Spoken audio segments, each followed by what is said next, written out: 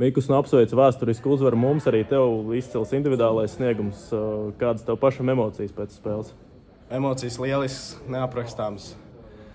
Neko šādu iepriekš neesmu piedzīvojis. Paldies Džekiem priekšā man.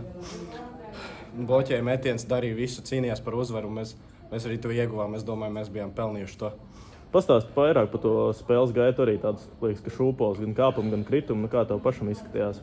Sākumā mēs iesākām lēni, iespied bišķiņu mūsu zonā, bet tad mums tā spēle aizgāja, mēs izmantojām mūsu iespējas un beigās arī uzvarējām. Un tev arī tur super atvairījums, divkāršais. Kā to momentu atceries?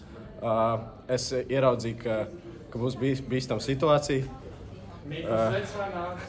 Domāju, galvenais, ka nevar būt, ka viņš man iemetīs un ka man obligāti jāatsargā šis, lai dot iespēju komandai uzvarēt. Nu, un tagad kāds mums turpmākais plāns ir turnīram? Ko darīsim?